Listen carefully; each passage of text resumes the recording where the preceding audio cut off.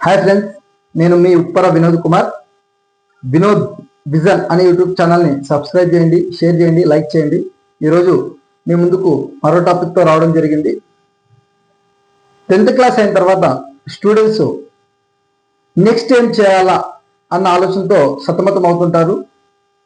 కాబట్టి వాళ్లకు నాకు తెలిసినంత వరకు ఎలాంటి స్టెప్ తీసుకోవాలి, ఎలాంటి స్టెప్ తీసుకుంటే బాగుంటుంది అనే దాని గురించి మనం తెలుసుకున్నాం. ఇప్పుడు ఓకే, టాపిక్లోకి వెళ్ళిపోదాం.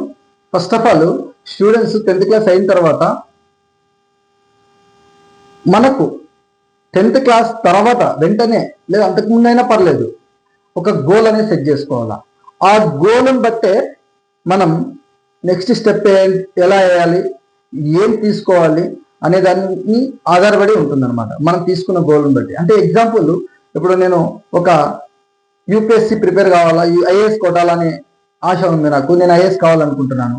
నేను ఏం స్టెప్ తీసుకుంటే బాగుంటుంది అనేది మనకు క్లారిటీ ఉంటుందన్నమాట ఈ విషయంలో.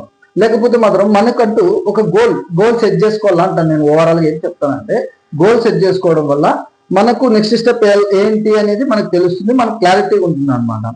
లేదంటే చాలా ఇబ్బందులు ఎదుర్కోవాల్సి వస్తుంది స్టూడెంట్స్.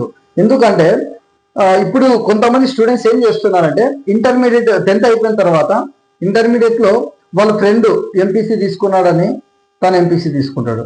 వాళ్ళ అమ్మ చెప్పింది, వాళ్ళ నాన్న చెప్పినాడు అని చెప్పేసి ఎంపీసీ తీసుకుంటారు. తర్వాత వాళ్ళ ఇంటి పక్కల ఆంటీనో అంకులో ఎవరు చెప్పారు, వాళ్ళ మామ చెప్పారని చెప్పేసి ఇలా తీసుకొని మధ్యలో చదువుని డిస్టర్బ్ చేసుకొని చదువు ఆపిన వాళ్ళు కూడా ఉన్నారు.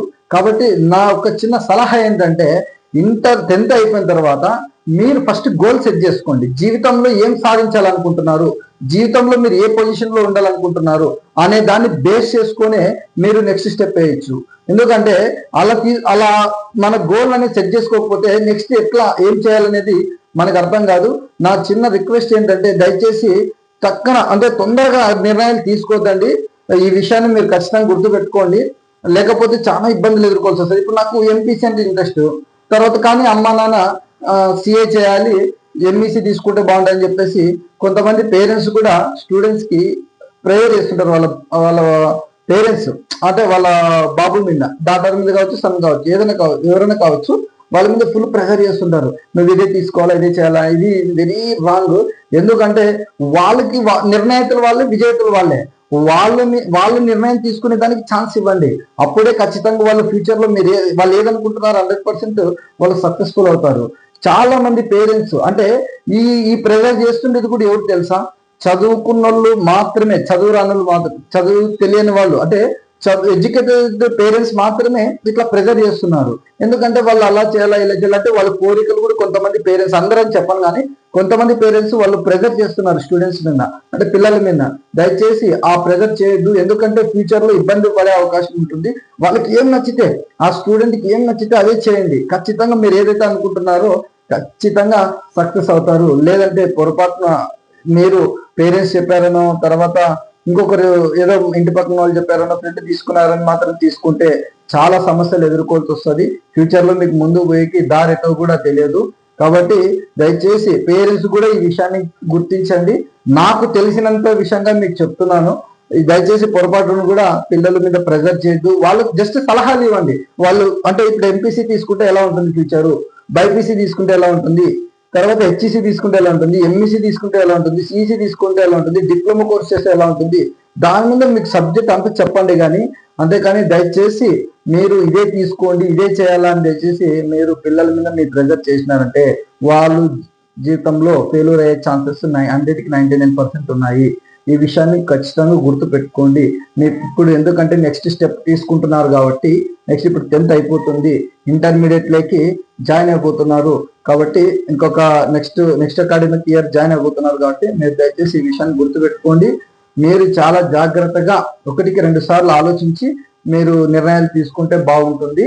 అదే విధంగా వచ్చేసి మీరు మీ పిల్లలకి వాళ్ళ నిర్ణయం వాళ్ళకే వదిలేయండి. నిర్ణయం మాత్రము వాళ్ళకే వదిలేయండి. మీరు నిర్ణయించి తీసుకోవడం వల్ల ఫ్యూచర్ లో వాళ్ళు ఇప్పుడు తీసుకుంటారు, తర్వాత బీటెక్, తర్వాత ఏంటి జాబ్ విషయంలో మీరు ఉండరు కదా అక్కడ. కాబట్టి నిర్ణయం ఇప్పటి నుంచే స్టార్ట్ చేయండి, ఇప్పటి నుంచే వాళ్ళకి అలవాటు చేయండి. ఖచ్చితంగా వాళ్ళు ఫ్యూచర్లో నిర్ణయాలు తీసుకునేకి అంటే ఎంత ఓన్గా అంటే స్వయంగా ఎవరైతే నిర్ణయం తీసుకుంటారో వాళ్ళు అంత తొందరగా సక్సెస్ అయ్యే ఛాన్సెస్ ఎక్కువ ఉంటాయన్నమాట. కాబట్టి పేరెంట్స్ దయచేసి పేరెంట్స్ మాత్రం ప్రెజర్ చేయొద్దు. వాళ్ళకి మంచిగా సబ్జెక్ట్ అయితే చెప్పండి, క్లియర్గా ఇట్లా చేస్తే బాగుంటుంది అని చెప్పండి. మీ పిల్లల్ని అప్డేట్ చేయకపోతే అవుట్డేట్ అయిపోతారు. ఈ విషయాన్ని గుర్తు పెట్టుకొని 1-2 సార్లు ఆలోచన చేసుకొని మీరు 10th తర్వాత ఏం చేయాలి, పిల్లలు కూడా స్టూడెంట్స్ కూడా ఖచ్చితంగా అంబిషన్ పెట్టుకోండి. సక్సెస్ కావాలనుకుంటే ఇప్పుడే ప్రయత్నం మొదలు పెట్టాలా. ఇప్పుడే మీరు ఏదనుకుంటున్నారో ఇప్పుడే మీ బుక్లో డైరీలో రాసుకోండి. మీ జీవితంలో ఇది సాధించాలా. అప్పుడే ఈ దారి అనేది మనకు కనపడతాం అనమాట. లేదంటే మాత్రము మధ్యలో డిస్టర్బ్ అయ్యే ఛాన్సెస్ ఎక్కువ ఉంటాయి. మీకు నా ఒక చిన్న విన్నపం ఏంటంటే, మన అంటే మామ వాళ్ళు అప్పుడు ఆ టైంలో చదివేటప్పుడు డిగ్రీ అయిపోయిన తర్వాత చూద్దాంలే, తర్వాత ఇంటర్ అయిపోయిన తర్వాత డిగ్రీ అయిన తర్వాత అప్పుడు జాబ్ గురించి ఆలోచన చేస్తాంలే అనే టైం అప్పుడు అదే ఆలోచనతో దయచేసి ఉండొద్దు. ఇప్పుడు ఆర్టిఫిషియల్ అంటే ఆర్టిఫిషియల్ ఇంటెలిజెన్సీ కాలంలోకి వచ్చేసినాం మనం. కాబట్టి అప్డేట్ కాకపోతే అవుట్డేట్ అయిపోవడం గ్యారంటీ. ఈ విషయాన్ని గుర్తుపెట్టుకోండి. నాకు తెలిసినంత వరకు నేను కొన్ని చూసిన సంఘటనలు ఆధారంగా చూసుకొని నేను మీకు ఈ ఇన్ఫర్మేషన్ ఇవ్వడం జరిగింది. కొద్దిగా మీకు నేను చెప్పిన ఇన్ఫర్మేషన్ ఉపయోగపడుతుంది అనుకుంటున్నాను. ఈ వీడియోలో నేనేమన్నా పొరపాట్లు చెప్పింటే క్షమించండి. తర్వాత మీకు ఉపయోగపడుతుంది అనుకుంటున్నాను. Thank you very much. Subscribe చేయండి, లైక్ చేయండి, షేర్ చేయండి. Thank you all.